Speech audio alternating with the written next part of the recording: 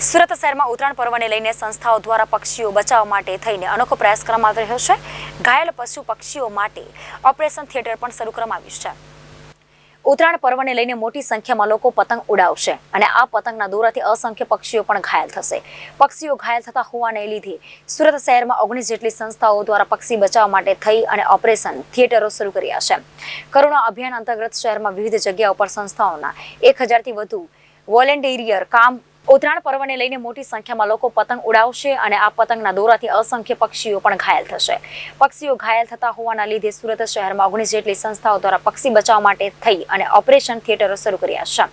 કરુણા અભિયાન અંતર્ગત શહેરમાં વિવિધ જગ્યાઓ પર સંસ્થાઓના 1000 થી વધુ વોલેન્ટિયર કામે લાગશે। ઘાયલ અને ફસાયેલા પક્ષીઓને તાત્કાલિક સારવાર માટે લાવવામાં આવશે। ઘાયલ પશુ પક્ષીઓને લઈ સંસ્થાઓએ પોતાના હેલ્પલાઇન નંબર પણ જાહેર કર્યા છે, જેથી સરળતાથી પક્ષીઓને અલગ અલગ વિસ્તારમાંથી બચાવી શકાય। प्रणाम। धर्मेन्द्र पी संघवी, करुणा चंद्र अशोक सोम संस्था सूरत। ઉત્તરાયણ પર્વને લઈને કઈ રીતનું આખું આયોજન છે અને કઈ રીતે પક્ષીઓને બચાવવાની કામગીરી?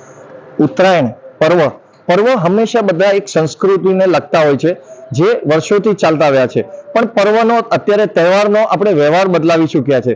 એ પર્વનો એક તહેવારનો વ્યવહાર પહેલા એવો હતો કે એ બાને બધા બેસતા, એકબીજા સાથે તલ ગુલ ખાતા, એવી રીતે એક બધા વ્યવહાર હતા।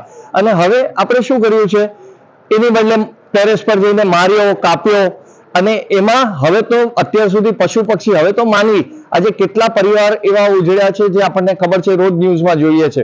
તો એ તહેવારને જો વ્યવહાર પ્રમાણે ઉજવવામાં આવે તો વધારે અતિ આનંદદાયક છે, જેની સીડી અમે 1 મહિના અગાઉ બધાને બતાવીએ છીએ, અવેરનેસ કરીએ છીએ।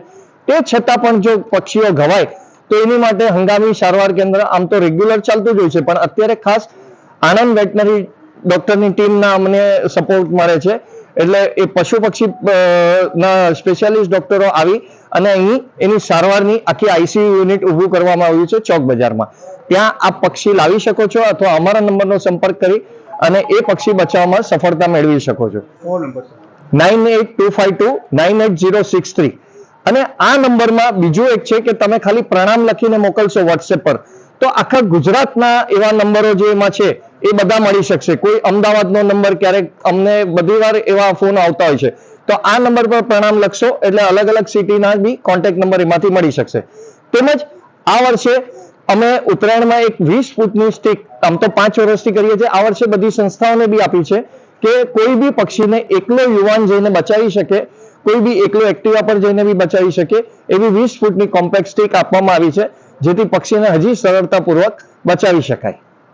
Reporter Arvind Rathod, Janadesh news, Surat.